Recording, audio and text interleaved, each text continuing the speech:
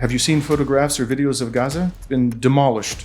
How did they do that? With enough bombs to destroy Hiroshima 5 or 6 times. The bombs are coming through Akrotiri, huge cargo planes that were taking off one after the other, and they're flying in the direction of Israel. I've seen this, by the way. That means that Cyprus, the government of Cyprus, is aiding and abetting a genocide. This island is being used to destroy an entire people. Without those weapons, Israel could not commit this genocide.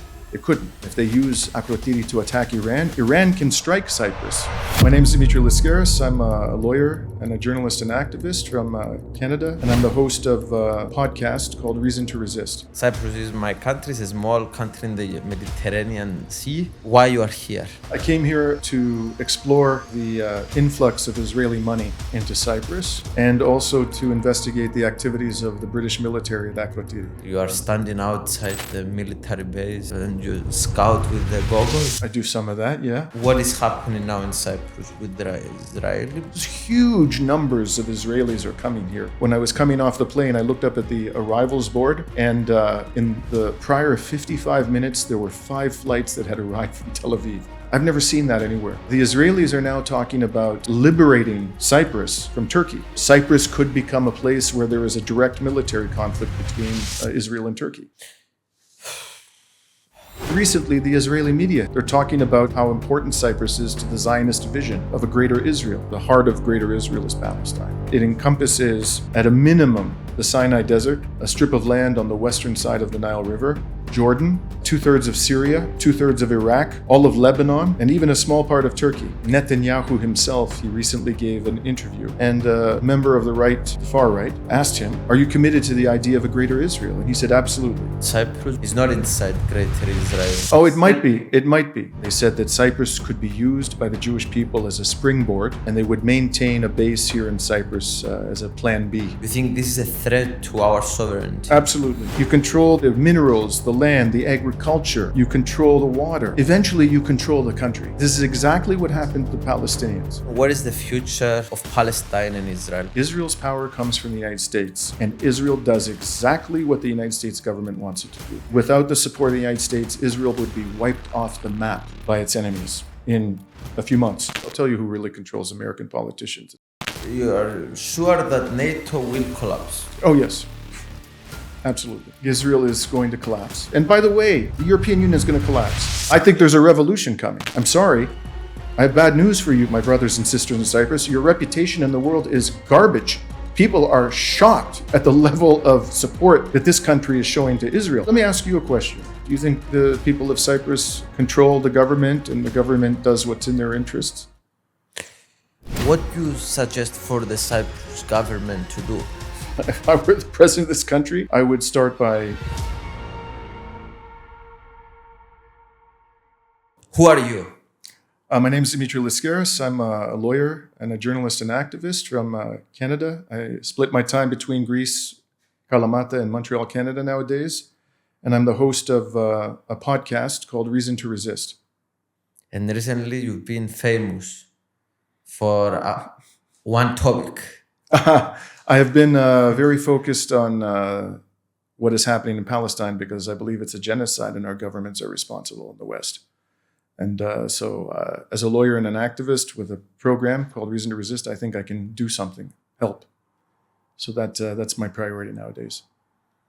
And where we are now?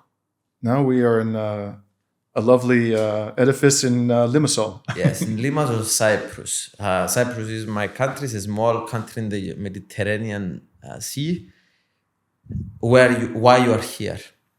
I came here to explore the influx of Israeli money into Cyprus and also to investigate the activities of the British military at Akrotiri.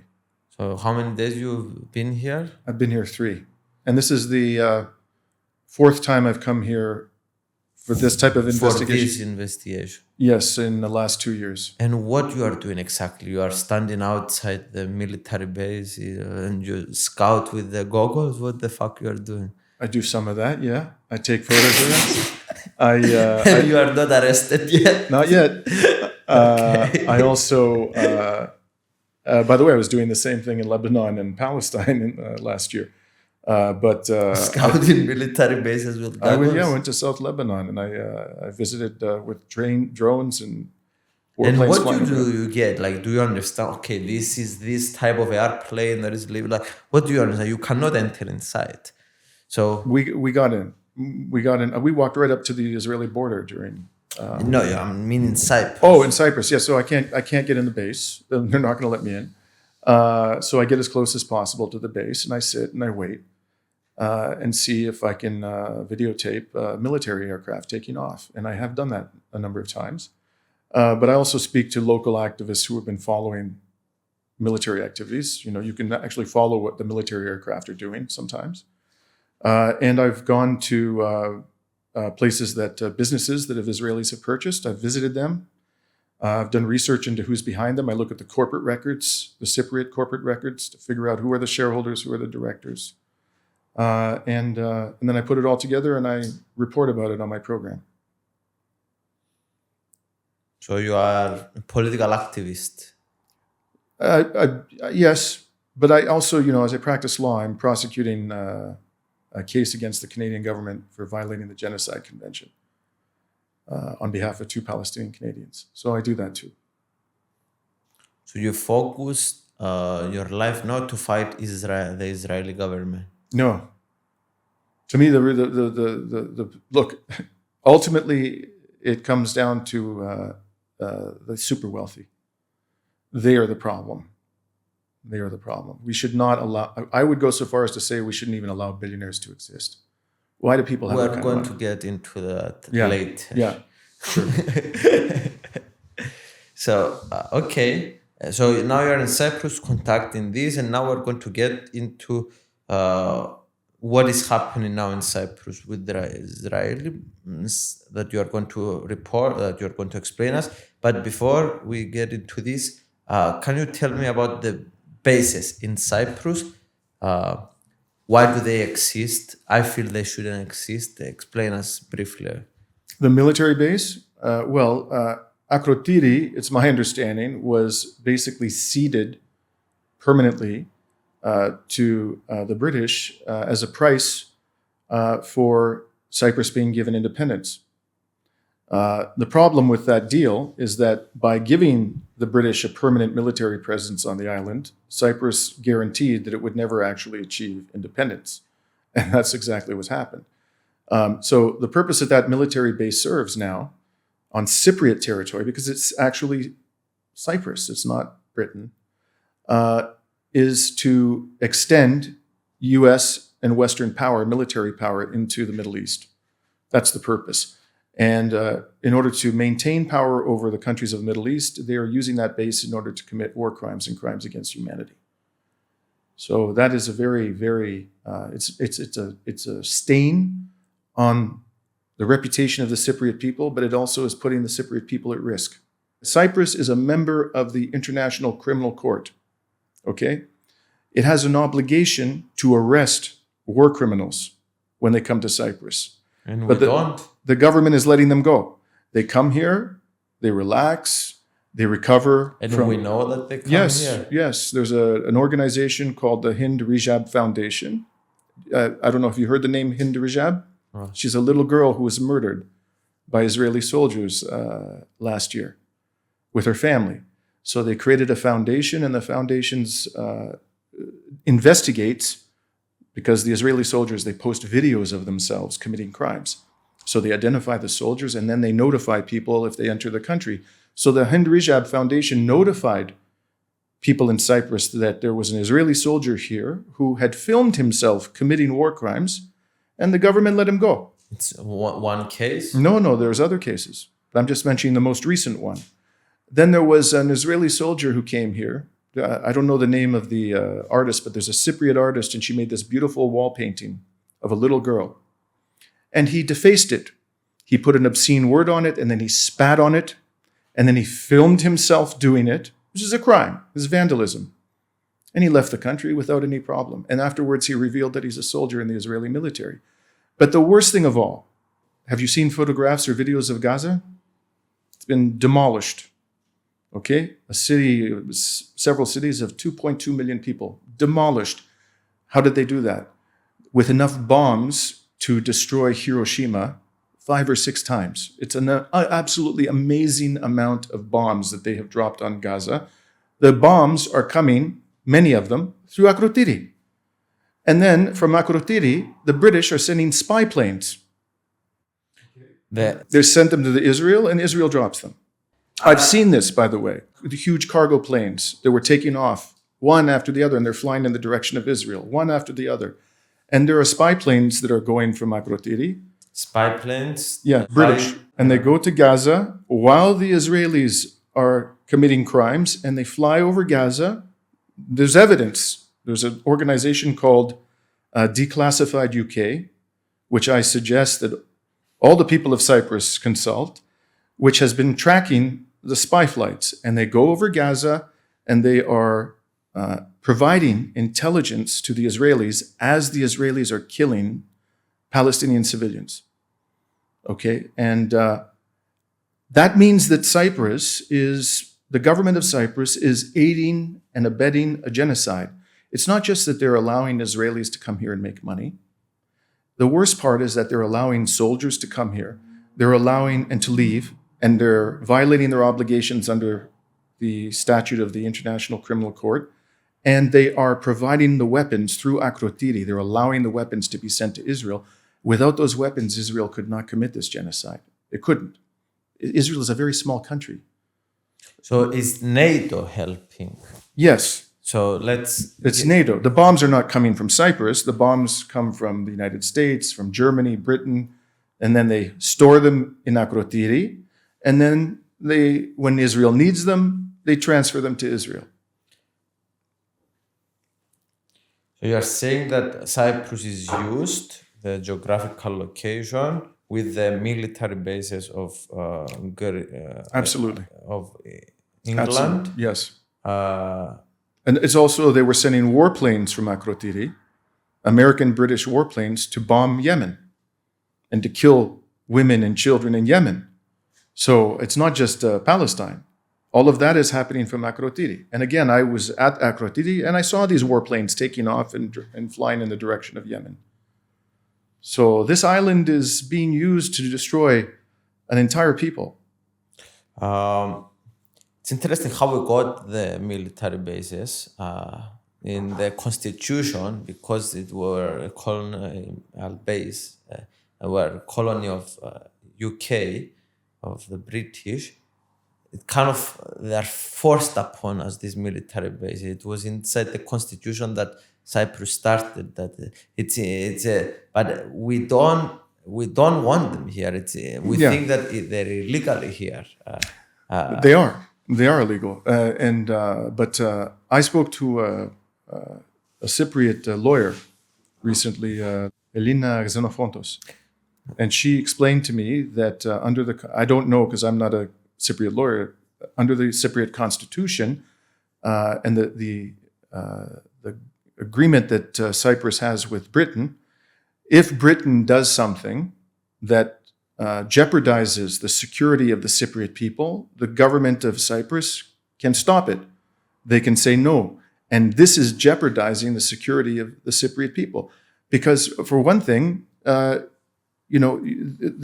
people, the British and the Americans are making Cyprus a target for, and you may know this, Hassan Nasrallah, before he was killed, he warned the Cypriot government, if you allow Akrotiri and other military bases to be used to attack Lebanon, we will attack Cyprus. And the same thing will happen if they use Akrotiri to attack Iran. Iran can strike Cyprus. They have the missiles to strike Cyprus. So what they're doing at Akrotiri is making the people of Cyprus less safe. It's putting them in danger. And I understand that under the constitution and the agreement that the Cypriot government has with the British, they can say no, because you're putting our people in danger. So they're not powerless. So this, you said that the Israelis are doing this in Cyprus. Do they do this in other places as well?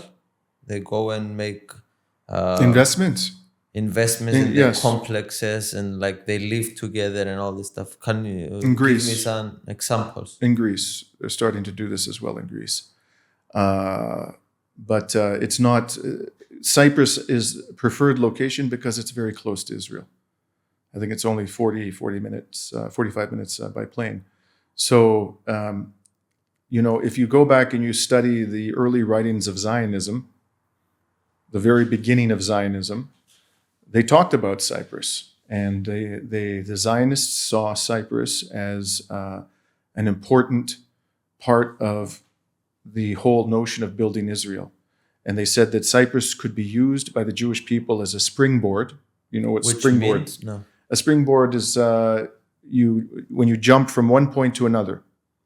That's what a springboard is. So they would jump from Cyprus. They would come to Cyprus first, and then they would jump to Israel, and they would take that land, and they would maintain a base here in Cyprus as a plan B.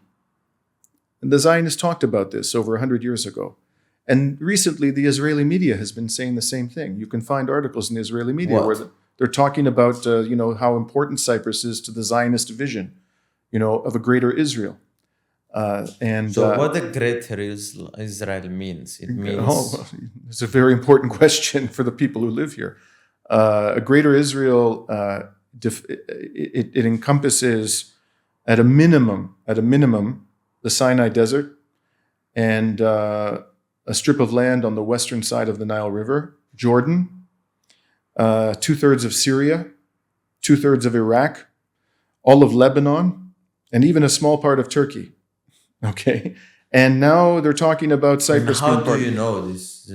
Because the extreme right in Israel talks about it all the time.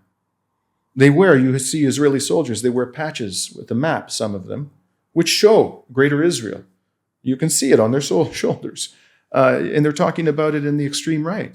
And this has been a vision of the most fanatical Zionists for many, many years. And about Cyprus, what did they say? Cyprus is important to have a presence in Cyprus and to be able to control land in Cyprus because of its proximity to Israel, to the Promised Land. So it's not inside Greater Israel. It's not. It's not inside Greater Israel land. It's. It might be. It might be. The problem with the whole concept of Greater Israel is that it's not clear.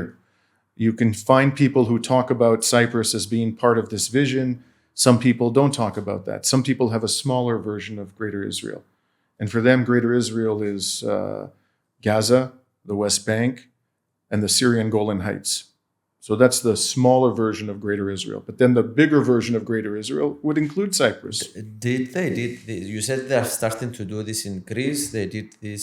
They are starting to do this in Cyprus. You're going to give us more facts about Cyprus. Did they do this in other countries like United States, like other countries to go? No. So, but the center of Greater Israel is Palestine. And then it goes out from there. The heart of Greater Israel is Palestine. And that they take areas around. They also have tried to take South Lebanon. But I thought that the Israelis, they're doing this in they're very united together. They go to, for example, I don't know, maybe in the United States, in New York, they have some complex that they are living together. Aren't they doing this in other places as well already?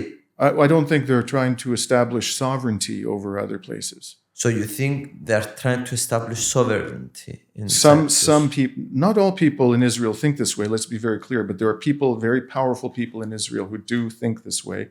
And Netanyahu himself, he recently gave an interview 3 weeks ago, and a member of the right asked him, the far right, are you committed to the idea of a greater Israel? And he said, absolutely.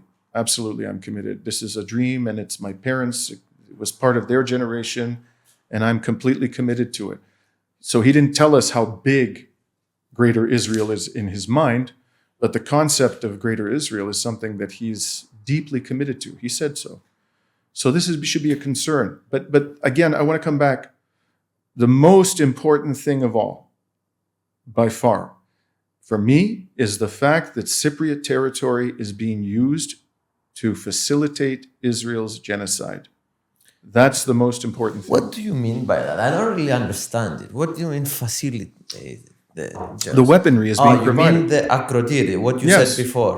They are using the military exactly. base And it's not just the Akrotiri. It's not just Akrotiri, but it's mostly Akrotiri. There are other military bases here they're using. They've used, they have military aircraft landing So at Latin. that's the biggest problem, you think? For me, that's the worst thing. That's the worst thing, yes. But I think also the Cypriot people should be concerned about their own sovereignty. There was an article recently. I don't really, sovereignty, you mean in the military bases? No, I'm talking about the rest of the country.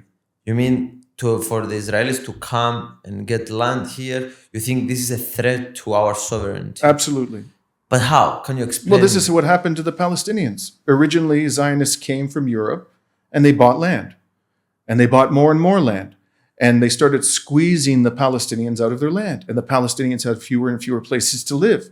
And eventually, they just took over. If you control enough of the land and the resources, the water is very important to Cyprus, obviously. It's not a lot of water and the population is growing. You control the minerals, the land, the agriculture. You control the water. Eventually, you control the country. And this is exactly what happened to the Palestinians. I think there is a thin line here, because where do we draw the line on what is healthy? Because some traveling of Israelis to have good relationship, their neighbors, good relationship between the neighbors and all this stuff. Where do you draw the line that this is unhealthy and this is healthy? So let's make that clear. When it begins to impact the lives of the people negatively, okay, and it is impacting the lives of the people negatively. Like I said, most people, workers in this country, are finding it more and more difficult. This is happening in Greece. It's happening in Canada. They're finding it more and more difficult to buy land and homes and apartments because people with a lot of money from outside of the country are coming into the country and they're buying up this land and they're driving the prices up. Okay, so this is already having a negative impact. And by the way, the development here, I haven't talked about that. The country is becoming overdeveloped. Cyprus it can't sustain a very large population. Why? Because it has limited water. It has limited fertile land. Okay, so a country that small with that limited water and land, fertile land, agriculture, can only sustain so many people. And you see this huge number of people coming in. And eventually, who's going to lose? The people who don't have a lot of money. Because they're not going to be able to pay for the water. They're not going to be able to pay for the agricultural goods. Where do you... I'm here to push back, by the way. No, that's okay. That's fine. So where do you base that? Is there numbers that in 1 million population, you need this amount of land for agriculture, you need this amount of water? Do you base this on data? Well, you can see it here. Speak to working Cypriots and ask them if they can afford an apartment or a home. Workers, people who make... I understand the minimum wage here is what, 1,100, 1,200 euros a month? Something like that. Is that correct? That's what I heard from people in Cyprus. It's lower. Minimum wage, 1,000 euros. You're right. You think you can buy an apartment in the south of Cyprus or any part of Cyprus if you have an income of 1,000 euros a month? You're barely surviving. You're barely able to feed your kids. You're not going to be able to go buy a home. And if it's not only a product of Israel. Is it a product only of the Israelis coming the prices? No, it's not. But it's a general trend in Europe, right? In the south of Europe, this is a big problem. Yes, we're seeing this in Greece with the golden visa. The golden visa, I think, is a very bad idea. Because this allows wealthy people to come, they get an EU passport, and then they buy a property. And also the wealthy, they consume much more water and much more food and electricity than the poor. Okay, so they're driving up demand enormously, and that increases the prices for things like groceries, water, electricity. Because they shower more? Yes. Yes, they also have big pools, they have beautiful lawns. They're constantly watering their lawn. This is a well-known fact. Wealthy people consume far more natural resources than poor people. So they come to this country, these wealthy people, they will consume huge amounts of water, huge amounts of food, huge amounts of electricity, And the working people of Cyprus will find it more and more difficult to pay for these things. Okay, let's say hypothetically we agree on this problem. What do you suggest for the Cyprus government to do, and the EU maybe as well? I'm a member of the European Parliament, so should they make regulations to stop this? Like, how do you suggest for this? Well, first, they should get rid of the golden visa. But I think the golden visa Cyprus stopped for some years.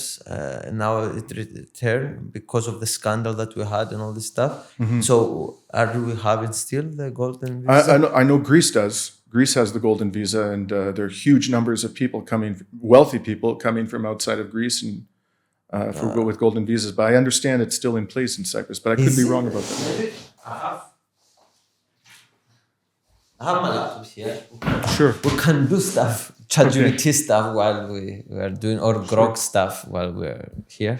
But anyways. So that's one thing. So stop the golden visa. Yes. Secondly, they should... But also the golden visa, you think is a damage to a country? Because sometimes it can bring investment, it can bring foreign money if it's used well. It's not going to be used well. It's going to be... This foreign money is not coming in to benefit the people of Cyprus. It's coming in to make the people who are coming here richer. That's what it's coming to do. So ultimately, I acknowledge when, foreign investors come in and they develop, for example, the Horizon Towers with 6 buildings. For a little while, there's going to be construction jobs. So for a few months or years while they're building it, there's construction jobs. But then the jobs go away because the thing has been built. And now you have this huge piece of land that has been taken up by wealthy people from outside the country. And that takes away from the stock of land available to working Cypriots. Is the golden visa still available in Cyprus? Okay, let's see. Yes, Cyprus has golden visa from a president by investments available as of what's available and what's not. So, golden passports was ended in November.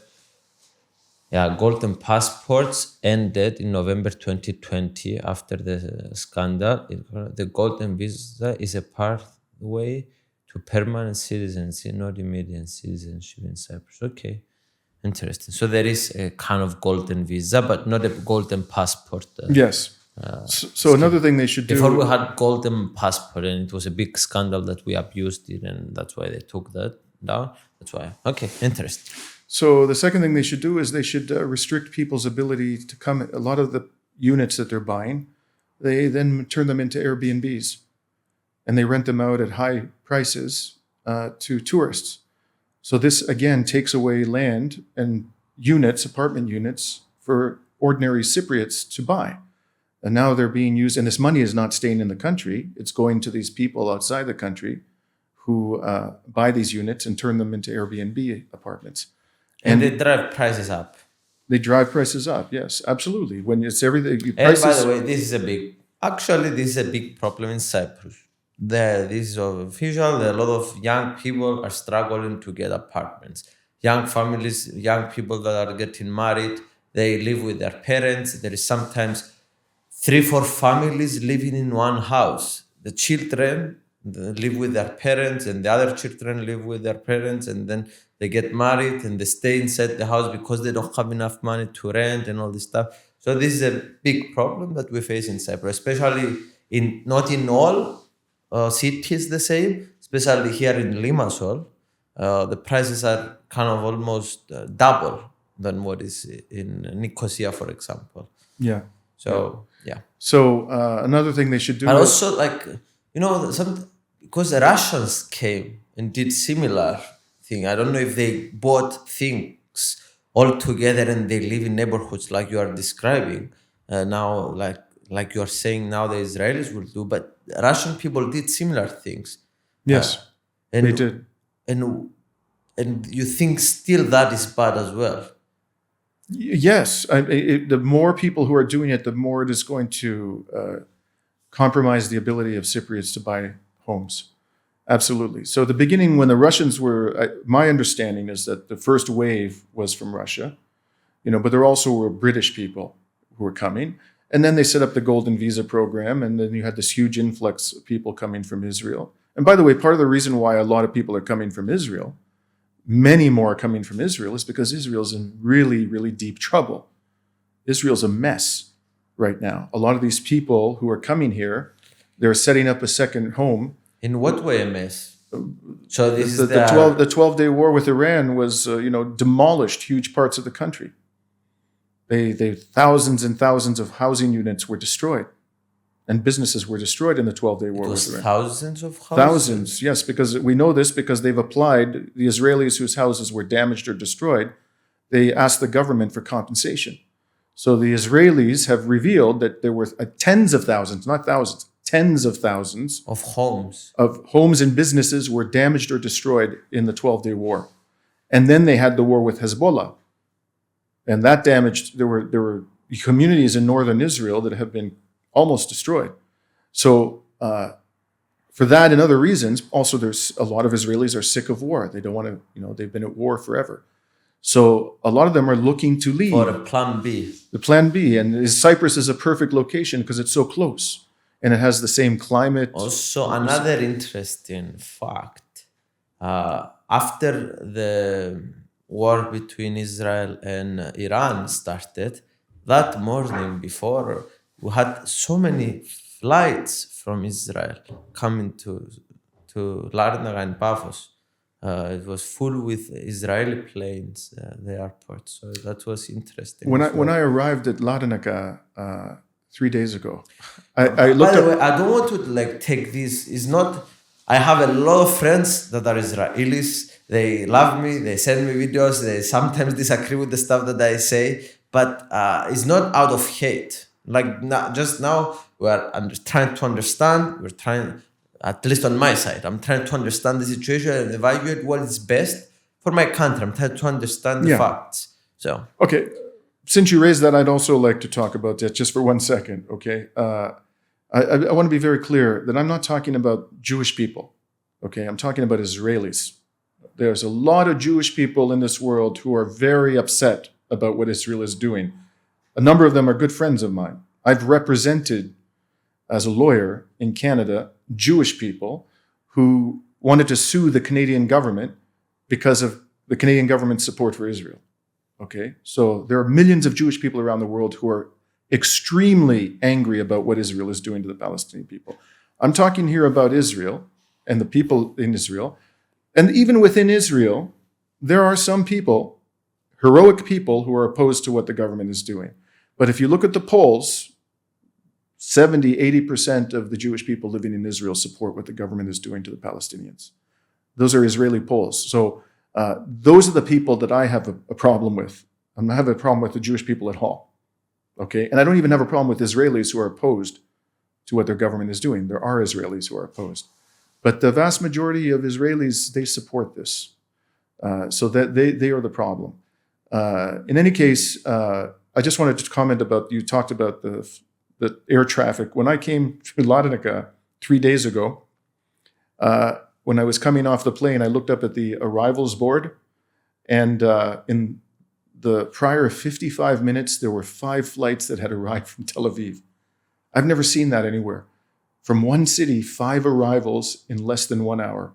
And that was just Larnaca. There's also flights to Paphos, I understand, right? So huge numbers of Israelis are coming here to this small island. And, this is ultimately going to create problems. And it is creating problems for the Cypriot people. I want to, and there's something else we should talk about at some point. The Israelis are now talking about liberating Cyprus from Turkey. Okay? They think that some people within Israel, the political elite, the media, they seem to want to create some kind of a military conflict with Turkey on the island so that they can evict the Turks from Cyprus so that they don't feel threatened themselves. You can see this in the Israeli media. There are articles about this. So that also is a problem. And, the Cypriot government is buying weapons from Israel. And this is making the Turks very nervous. And so, Cyprus could become a place where there is a direct military conflict between Israel and Turkey. One problem that I have with this is that because yes, Israel is a good ally of us. Like they are giving us a lot of things. They allow us to buy weapons. They are giving us a lot of things in return to our relationship. I think we are giving as well a lot of things, but we are receiving a lot of things from the relationship, I think, with Israel. And Israel has a lot of power. I don't know how the fuck I would say Israel controls a lot of the times the foreign policy of the United States. No, I don't agree with that. You don't agree with it? No. Okay. I know a lot of people believe that. I know that. So it's the Israel is just, the way I would describe it is that Israel is a huge American military base masquerading as a country. Israel's power comes from the United States, and Israel does exactly what the United States government wants it to do. It's not Israel controls the United States. No. The United States government controls Israel. And do you know John Mearsheimer? Yeah. He and I disagree about this. His book, yes. The Israel Lobby, it says that they achieved to control a big part, Israel with the Israel Lobby and the money that they have and the power that they have, they agreed to, they achieved to control a lot of people in politics in the United States. And they control, not always, but when it comes to the Middle East, the foreign policy of United States. So you completely disagree with this? Completely, yeah. And by the way, it's not just me. You know who Lawrence Wilkerson is? You recognize that name, Lawrence Wilkerson? No. Lawrence Wilkerson is a colonel. He's a retired colonel in the U.S. Army who was the chief of staff for Colin Powell when he was the Secretary of State under George Bush. And he's one of the people who agrees with me. He says, no, it's not Israel controls American politicians. American politicians control Israel. The reason why they want us to believe that Israel is responsible for its crimes, that the United States doesn't support them, is because they don't want to be held responsible. So the American politicians say, oh, well, we can't stop Israel from doing this. We can. No, they can. And they do. Israel does exactly what the U.S. wants. Why? Why does the U.S. want Israel to do what it does? Because this region has a lot of oil. And also it's very important for commerce because of the Suez Canal, the Gulf, the Persian Gulf. And West Asia is like the Middle East, is a connection between Asia, Europe, and Africa. So this region is very, very important. And the United States wants to control that region. And the reason why they established Israel, the first country that recognized Israel in 1948 was the United States, within 5 minutes. And American military planners have said that Israel is the way they put it, unsinkable aircraft carrier. So it allows them to put military assets on land and use those military assets to dominate the entire region. And the reason why they're trying to wipe out the Palestinians now is because they don't want any more resistance to the domination of West Asia. They're trying to wipe out all resistance. That's why they're trying to destroy Hezbollah. That's why they're trying to destroy Yemen. That's why they're trying to destroy Iran. Because they don't want to be dominated by the United States. And Israel is the way they dominate that region. So no, Israel is exactly what the United States wants. It's difficult for me to believe that a sovereign country named Israel No, it's not sovereign. doesn't have sometimes their own interest and they just control exactly and they do whatever the United States says. Why does that surprise you? If Israel didn't have the support of the United States, it'd be wiped off the map. You think that Israel would be able to dominate a couple of 100 million Arabs and Muslims? This little pipsqueak of a country? There's 7 to 8 million Jewish Israelis in that little country. They want you to think that they're like Superman. This little tiny country can dominate the entire region. This is ridiculous. It's the United States. Those American weapons, the bombs are coming from the United States. The aircraft are coming from the United States. The intelligence, the satellites, they're owned by the United States that they use to attack targets. The naval vessels are built by the United States. The submarines, it's all American weaponry. And without the support of the United States, Israel would be wiped off the map by its enemies in a few months. So that's where the power of Israel comes from. And because Israel depends on the United States... What is the mechanism? You think they're just a puppet state? And they, yes. So it's a puppet state. They just make... And yes. They just arrange and they use their intelligence and they just use the space and everything to do their military operations here in the region. And 100%. They do whatever the Americans tell them to do. It's interesting. But let me ask you this. Does it make... Because you yourself started by asking the question, which is a very important question. How does a little country like this dominate the whole region? That's a very important question. It doesn't make sense that a little country like that could dominate the whole region. The only way it gets away with doing what it does is because of America and the other Western governments, the British, the Germans, and so forth. And if you take away their support, Israel is finished. So Israel is completely dependent on them for its existence, and therefore its leaders will do whatever they say, because it can't survive without them. Let us know in the comments below, guys, what you think about this theory. It's interesting. It's definitely challenging what I believed so far. So let's come back to the situation in Cyprus. So Cyprus, you said that we should make regulations to limit this. To what exactly we need to make if we want to not have this problem. So eliminate the golden visa. Number 2, don't allow foreigners to buy property and then turn them into Airbnbs.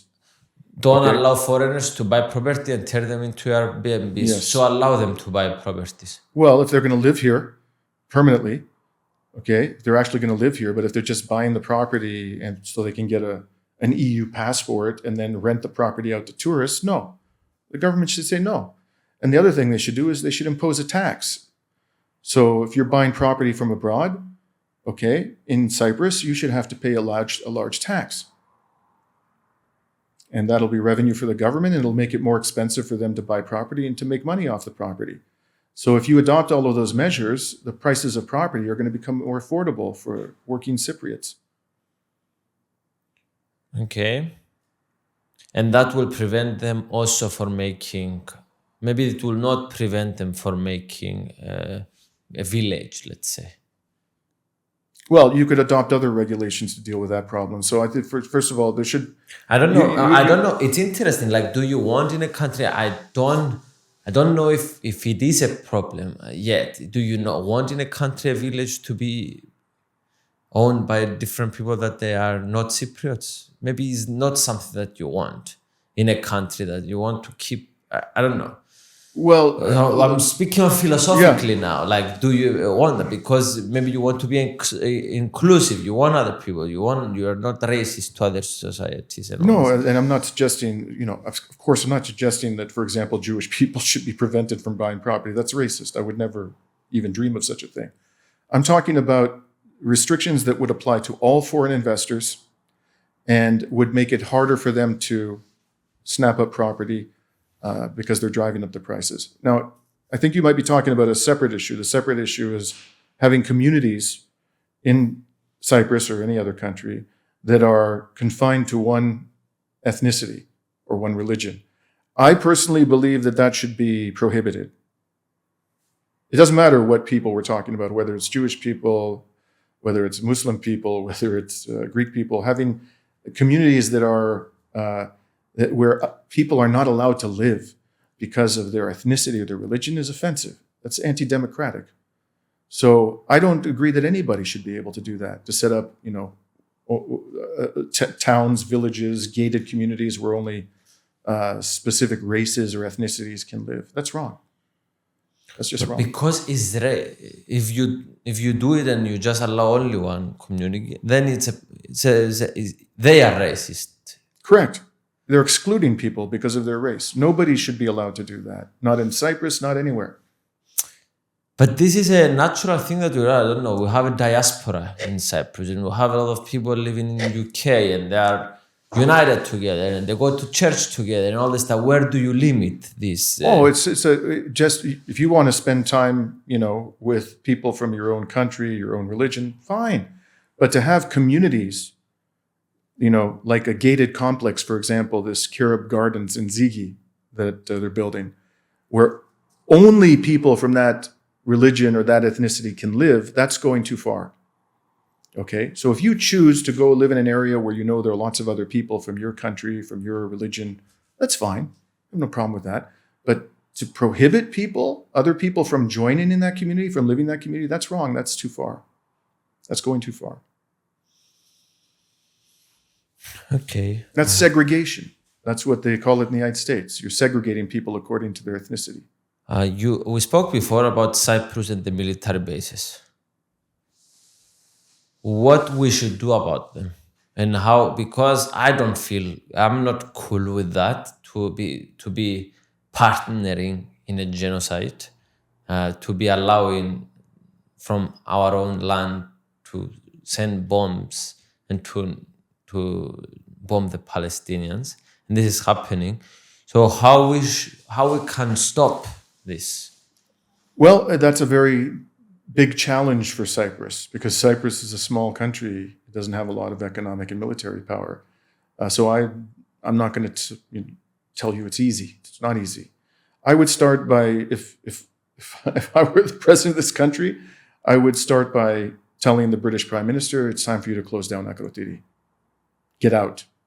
This is illegitimate. There's no reason why you should have any. It's not just a military base. They call it part of Britain. As you may know that. It's actually supposed to be part of Britain. This is ridiculous. Why do the British have a piece of Cyprus? That's absurd. So they should, first of all, issue a demand to the British government that you have to vacate this military base. We're going to give you a year to get out. Okay? And that would be catastrophic for our relationships. So yes. Is it a better way? No. Because we don't want to have the British as enemies. Well, the way to compensate for that problem, and it is a problem, is to find more powerful friends. Okay. So, the most powerful country in the world today in many ways is China. Okay. And China doesn't do what Britain does. China has one foreign military base, one, in Djibouti, which it leases. Okay? The United States has 800 foreign military bases. Okay? And the British have all kinds of foreign. So you go to the Chinese, you go to the BRICS. Not just the Chinese, you go to the BRICS countries and you say, we want to deepen our economic relations with you. We want to enter into a security partnership with you. And Cyprus would be very attractive to the BRICS countries because they're trying to build trade routes with Europe and with Africa. Yeah, but it's difficult, man, because we are in the European Union, man. Get out. And by the way, the European Union is going to collapse. The European Union is a mess. It's an absolute mess. And, I know that you yourself have... What an interesting man. We are podcasting, guys. Very strong opinion. Well, but, you yourself, I understand you don't have a great relationship with Ursula von der Leyen either, so, which is a good thing, as I mentioned to you. But, when they stuck the austerity program on Greece back in 2015, there were people in the government of Syriza who were saying we should get out of the European Union. And they were right. So it's not just me. Make me the case why Cyprus should leave the EU. I don't agree with this. I'm saying that we get a big contribution being in the EU.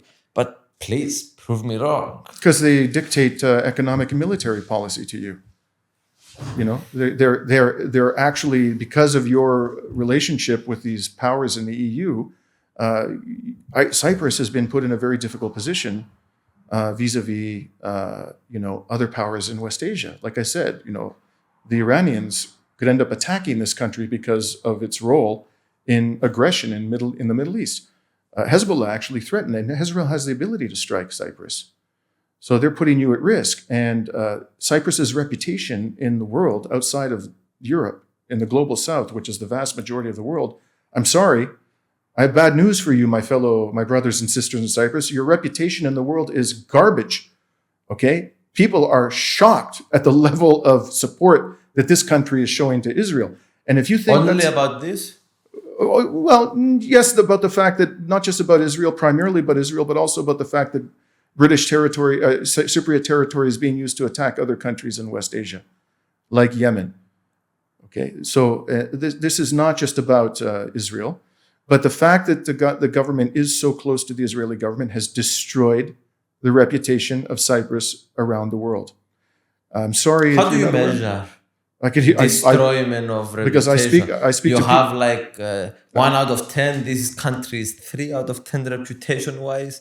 Okay, we can agree that Israel broke some reputation, but I was not aware that Cyprus has a really bad reputation. In the global south, yeah, it does. If you talk to people in the global south, look, I don't have a poll. I'm not going to tell you I have a poll, but I interview people on my program from the global south all the time. They just shake their heads. Global south, you mean Asia? Africa, from Asia, from the Middle East, from Latin America.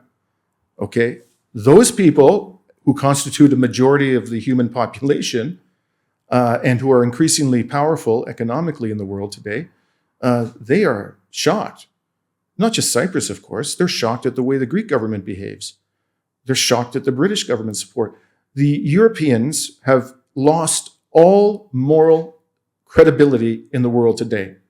It's outrageous that they're sitting there lecturing the Russians about Ukraine, going on and on about, oh, you're engaged in a war of conquest and you're killing civilians, and at the same time they're facilitating a genocide in Gaza. The whole world can see this hypocrisy and they're disgusted by it. I made a speech about this. We have a broken moral compass. Only selective moral compass. Exactly. Okay. And I commend you for having the bravery to say that. It's not easy to say that in the European Parliament. It's very difficult. But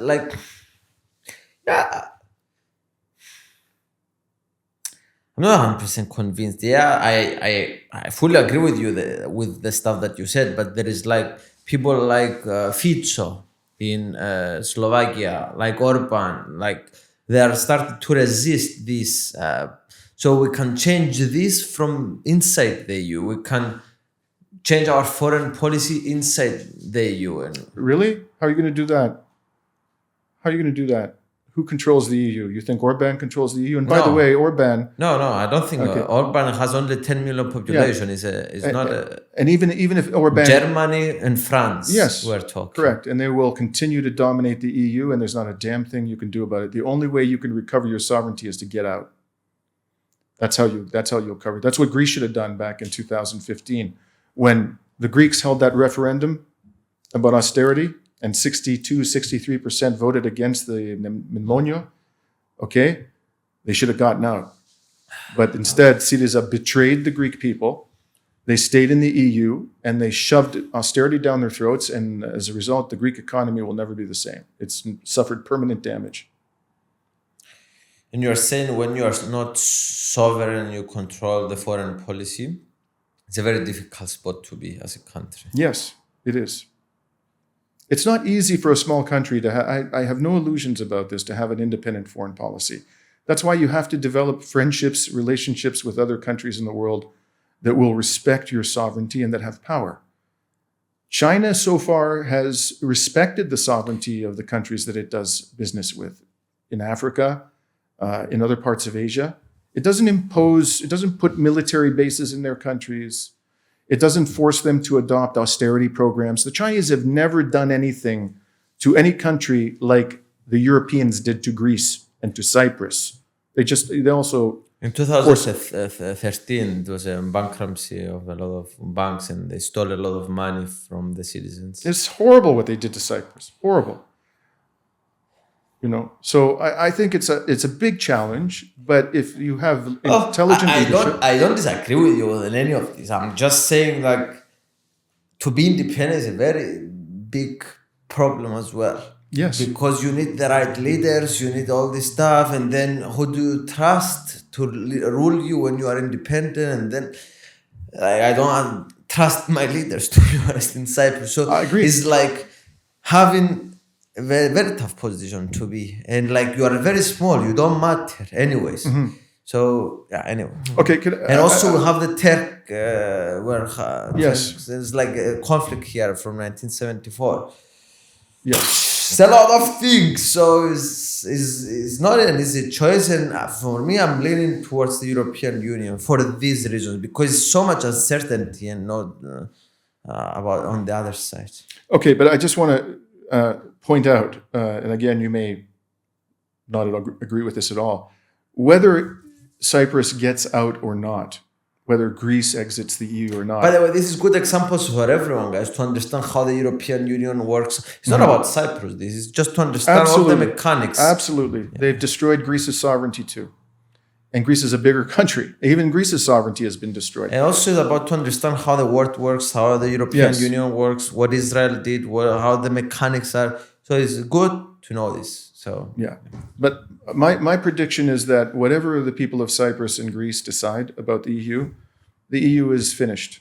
It's going to collapse. It will collapse. And so too is NATO. And I think it's going to happen in my lifetime, because the EU, it's being torn apart. And you can look at the polls. Okay, people are becoming, from one country after another in the European Union, people are becoming more and more hostile to the EU. Why? Because they see that the EU is destroying their democracy, because the EU is shoving austerity down their throats, because the EU has spent insane amounts of money on this ridiculous war in Ukraine, which should never have happened. You know, they started that war. You sound like Trump. No. I'm joking. Trump doesn't mean what he says. Trump is a salesman. I'm serious about this. I really believe that the EU is finished, and it'll happen in my lifetime. So I think the best thing the people of Cyprus and Greece can do is prepare. They should start preparing for what's coming. What's coming is NATO is going to disintegrate. What is coming? The European Union will disintegrate. It's a matter of time before some countries begin to exit the EU. You know, the voters are going to demand it. And the political elites aren't going to be able to stop it eventually. They can only suppress the will of the people so long. Eventually, so many people want out. They're going to elect somebody who takes a major country out of the EU, and then the whole thing's just going to collapse. So Cyprus should get ready. Because whether you want it or not, I think that's what's coming. In about 10, 20 years? Next 20, possibly 10 years, I would say. Yeah, a lot of changes with the AI, artificial intelligence. We don't know how the world will be in 10, 20 years. So, yeah, I don't know if it's good or bad thing for the EU, the evolution that is happening now with technology. Okay. So let me ask you a question. Do you feel like you live here, you're a Cypriot. Do you feel your country is a sovereign country? Do you think the people of Cyprus control the government and the government does what's in their interests? No, but not because we're not sovereign, I think, because we're stupid and our bureaucracy, the bureaucracy leads us in a way.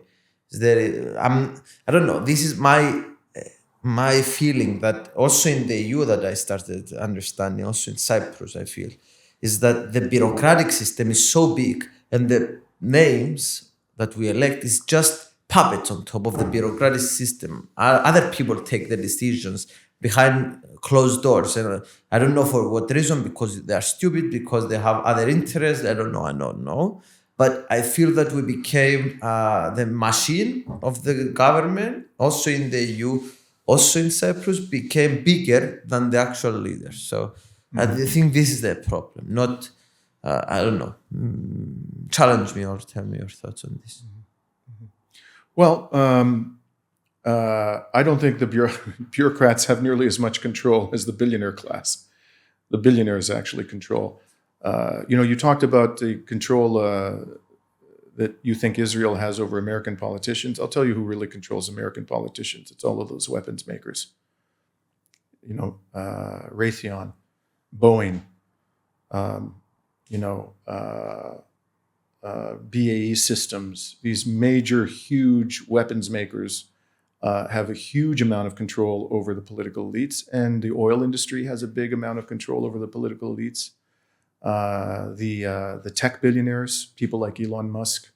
I know you have a favorable opinion of Elon. Yes, I love Elon Musk. We don't necessarily have the same opinion about Elon Musk, but I think that those are the people who really control the politicians in the West.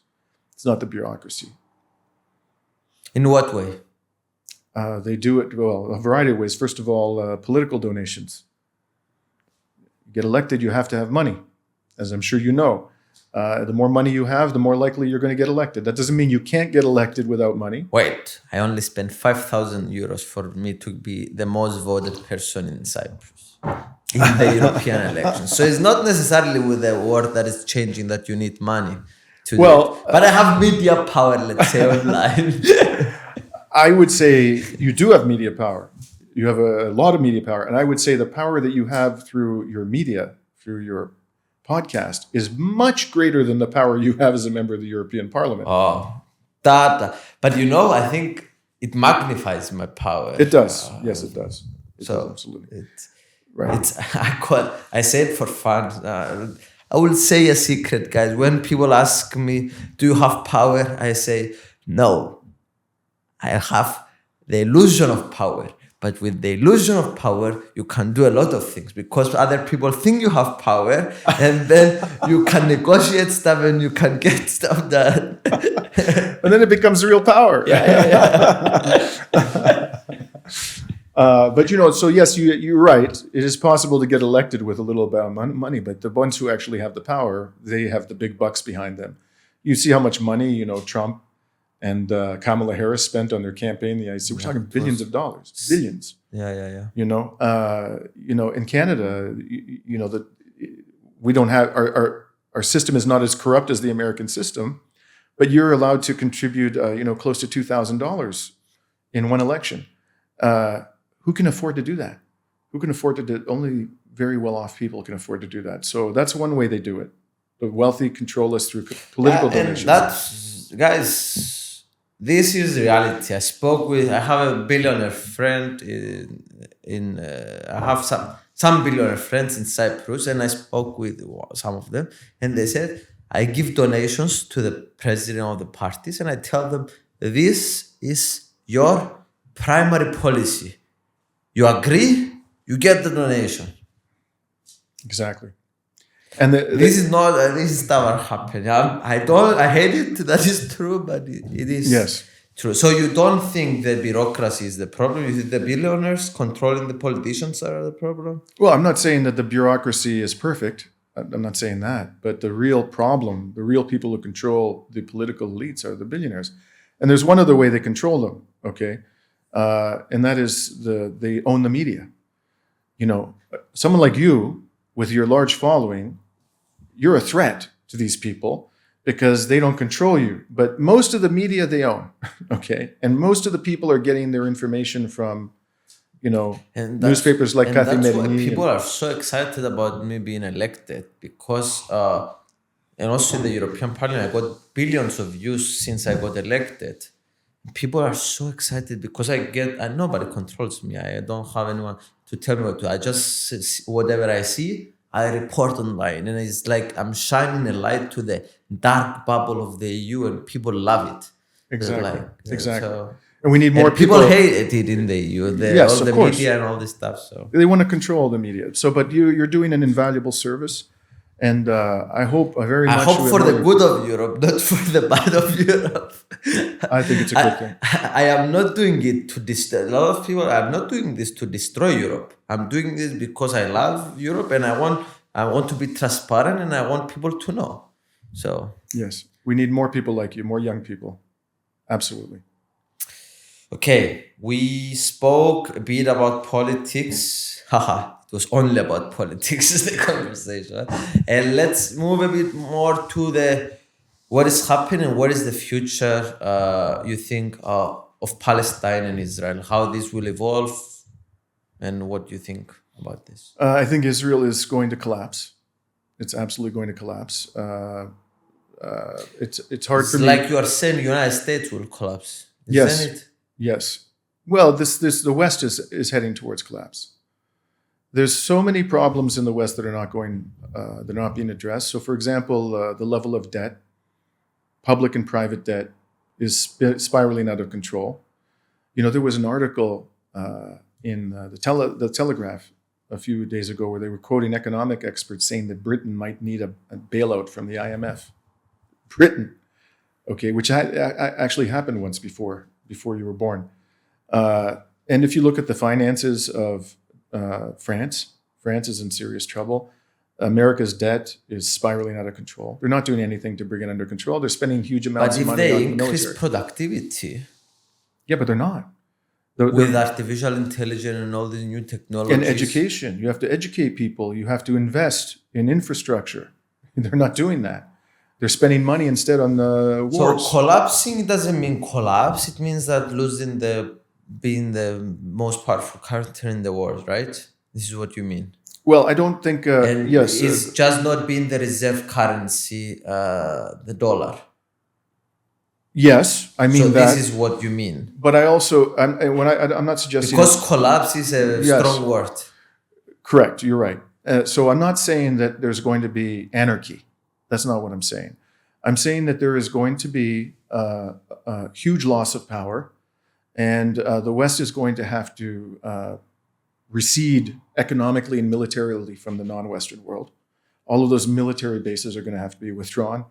The dollar will eventually cease to be the reserve currency. But also, there's going to be... by the way, I think this is all avoidable. Okay? It's avoidable. But the problem is the rulers in the West are corrupt, they're incompetent, they're dishonest, and they have no morality. Just look at what's happening to Palestine. So when you have people like that who are in power, what is also going to happen is there's going to be a permanent, substantial decline in the quality of life in the West. If we don't change things, that's what's going to happen. People throughout the West are going to have to accept a much lower quality of life. That's what I mean by collapse. And it's already happening in Europe. It's already happening.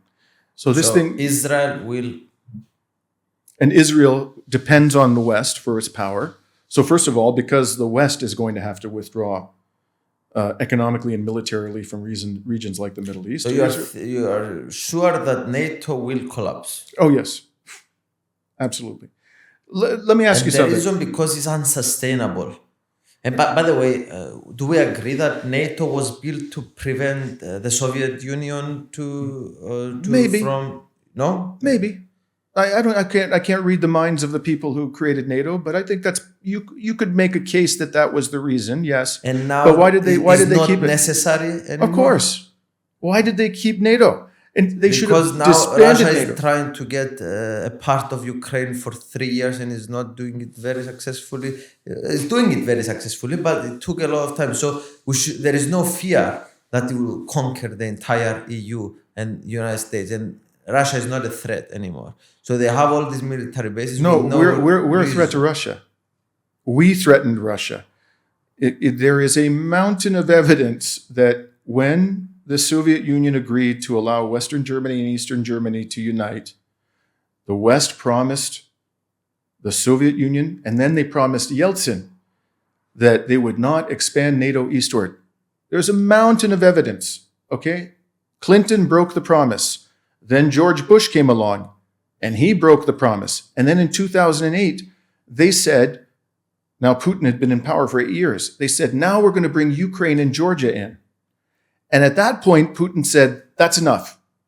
You told us you weren't going to expand NATO eastward. You brought in Poland and the Baltic states, which are on our borders, and Romania, all these Eastern European countries. And we're not going to allow this to happen anymore. Ukraine will not be a part of NATO, and nor will Georgia. And the Americans and the other Europeans just gave Russia the middle finger. And then, in 2014, I know that this isn't popular view in Europe, but the Europeans got to stop being brainwashed, man. They got to start thinking for themselves here. In 2014, the West caused a coup to happen in Ukraine. Now, how do I know that? You may be aware of this, but it's something that doesn't get talked about much. There was a conversation between Victoria Nuland, who was a senior official in the U.S. State Department, and the U.S. ambassador to Ukraine, whose name was Jeffrey Pyatt, a few weeks before the elected president of Ukraine fled the country, and it was recorded. And in the conversation, Victoria Nuland decides who the next prime minister of Ukraine is going to be. It's a guy named Yatsenyuk. She says, Yats is our guy. He's going to be the next prime minister of Ukraine. And sure enough, he became the next prime minister of Ukraine. And in that conversation, Jeffrey Pyatt says to her, oh, but the Germans and the Europeans, they don't want Yats. They want Klitschko. You know, this guy who became, I think, the mayor of Kiev. And you may recall this. Victoria Nuland says to Pyatt, fuck the EU. You remember that conversation? In that conversation, a U.S. official decided who the next prime minister of Ukraine was going to be. And sure enough, he became the prime minister, and Yanukovych had to flee the country for his life. And he was democratically elected, even though he was not a good leader necessarily. He was democratically elected. So at that point, the Russians said, what the hell is going on here? You told us you weren't going to expand NATO. Okay. There was a government in Ukraine, Yanukovych, that didn't want to join NATO. And so what did you do? You organized a coup. And then you put in power somebody who wanted Ukraine to become a member of NATO. And then a civil war broke out. And in that civil war, your government, the people you put in power, started killing Russian speakers in the southeast of Ukraine, thousands of them. This is how the Ukraine war happened. So when all these people in the European Parliament stand up and they say Russia's threatening us and Russia's going to come after us if they defeat Ukraine, this is ridiculous. This is absolutely ridiculous. The Russians are going to start a nuclear war. They're going to attack a NATO country. No, they have no intention of attacking a NATO country, and they've said this repeatedly. It's ridiculous. This is all just being fed to us so that we will agree to spend 5% of our GDP on the military, and that's going to bankrupt all of Europe. That's what's going to happen. We're all going to become bankrupt. Isn't it that, for me, let's say 2-3% maximum, maybe it's healthy to spend on a military. Maybe. But 5%, why you think they came up with this number and who you think is benefiting? Can I swear on your program? Yes. Okay. Trump pulled that number out of his stinking ass. That's basically where he came up with that number. There is no rational basis whatsoever to the number 5% of GDP. He just pulled it out of his ass because he wants the Europeans to go bankrupt buying weapons from the people who control the US government, which is the arms manufacturers. He's serving them. So that's why he told his vassals, his slaves, Macron, Starmer, Merz, these people are all slaves of Washington. Kyriakos Mitsotakis is a slave of Washington. I'm sorry to say the president of Cyprus is a slave of Washington. They're just taking orders from Trump. And this is the same policy. It was Biden was the same. And the next president of the United States is going to be the same. He's going to be telling his European vassals, spend so much money on our weapons manufacturers that you go bankrupt, because that's what's going to happen to Europe. But why? They want to make Trump, let's say, and wants to give a lot of money to these companies that they make. Yeah, they're the one who got him elected. Because they got him elected. Yeah. And he wants to make Europe weaker. Yeah, of course he does. You think he wants Europe to be a rival of the United States? It's ridiculous. The Washington and the people who control Washington want world domination. They want to control the world. It is obvious. That's why the US has 800 military bases all around the world. That's why it's rung China with all of those military bases. The United States has a military budget that is over $1 trillion a year, okay? China and Russia together have a military budget that is in the range of about 400 billion. So why the hell does NATO have to increase its military spending to 5% of GDP when the US alone is already spending more than twice what Russia and China spend? It's absolutely absurd. Why isn't that enough money? Why isn't NATO, if you put all the NATO money together, now, before the increase to 5%, okay, we're talking about $1.5 to $2 trillion a year. So NATO is already spending 4 or 5 times as much money as China and Russia together. And you need to spend more? Are you kidding me? You know why? They're telling you we need to spend more because those military contractors are robbing us blind. They literally have the keys to the safe of the public treasuries of the countries of the West, and they're just taking the money out. They're taking the wealth of the people, stealing it every day. And the Europeans are sitting there and letting it happen. There should be a rebellion. This is ridiculous. It's ridiculous. They're stealing our national wealth, and they're going to bankrupt us. That's what this is all about. Russia's just the bogeyman. Okay, it's the reason that they give us, they want to terrify us into allowing this to happen. You know, I feel so embarrassed by the behavior of people in the West nowadays. Like what they're allowing to be done to their countries is, it's mind-boggling. Do you think they are going to live up to the 5%?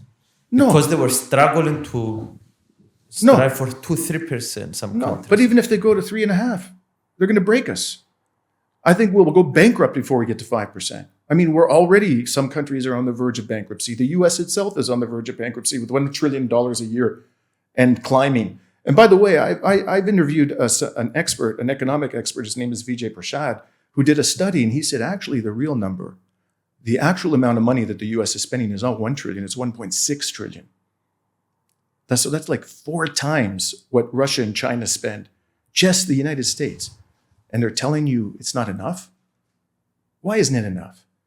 How much money do we have to spend so we can be secure from the so-called Russia threat? And do you think out of this, United States is becoming richer? No, the people who own the military-industrial complex are becoming richer. The American people are becoming poor. The American people, it's like what's happening here is happening in the United States. Ordinary workers can't buy a home. They can't afford health care. They're looking at their grocery bills and they're horrified. They're thinking, how am I going to pay my kids? You know, in the United States, 500,000 families a year, 500,000 declare bankruptcy because of healthcare costs, because they can't pay their medical bills. That's what's happening in the United States. Is Trump doing anything about that? No, he's going to make the problem worse. He's restricting access to Medicare. He's going to make the problem worse. So that's why I say that the West is doomed. Unless we get rid of these criminals, because that's what they are. Trump, Macron, these people are all criminals. If we don't get rid of these people, we are going to experience a permanent and massive decline in our quality of life in the West. And I'm sorry to say, because you're a young man, it's going to be your generation that's going to suffer the most. Not mine, yours. I have 2 children who are your age, 26 and 27 years old. I can't believe the world we're leaving behind for your generation. You are very optimistic, by the way. I am, actually. I think there's a revolution coming. In what way? I think people are going to get fed up and they're going to throw the bums out of power. I absolutely believe that. I'm talking about what will happen if these people remain in power. Okay? But I don't think they're going to remain in power. Like I said, there's going to be a revolt. It's coming. And I hope it comes sooner rather than later. Because the longer we leave these criminals in power, the more damage they're going to do. So to your generation, I have one message. Rebel. Rebel. In a nice way. In a nice way.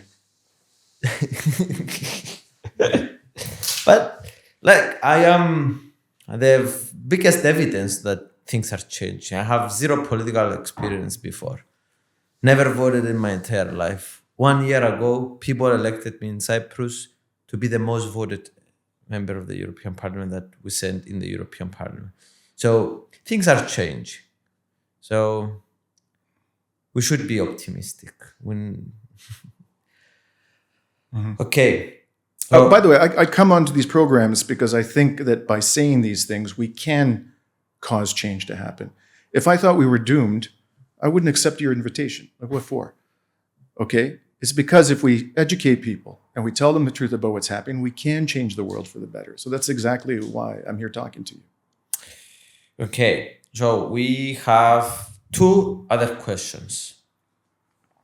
Okay. How did you find our conversation? I really appreciate the fact that you are both willing to hear alternative points of view, but you challenge me at the same time. I think that's exactly how you should conduct your conversations. Be open to alternative points of view, but don't just, believe what people tell you. Ask them to explain why. And you did that over and over again, so I commend you for that. Okay, and now, in 30 seconds you are going to die. Not really, but if you died in 30 seconds, what you want your last words to be in this planet? Rebel. Thank you very much for accommodating me. That was very kind of you. You speak English very well, but I know you would rather speak Greek, so I appreciate it. Thank you. Thanks a lot. I love you. Love you too, man. Keep up the great work. I'm so glad I met you. I can't believe that I haven't met you before. I keep coming to this country, and I never even knew you existed. Yeah. But Rami, that young man you took that photo with, he told me about you. So keep up the great work, man. It's interesting how meetings, because I took a picture from someone in Bulgaria. Where was that? Georgia. In Georgia. Yeah. He told you about me, and this is okay. Yeah. Cool. Thank you, guys, that we took a picture in Georgia for connecting us. Thank you guys for listening until the end. Bye-bye.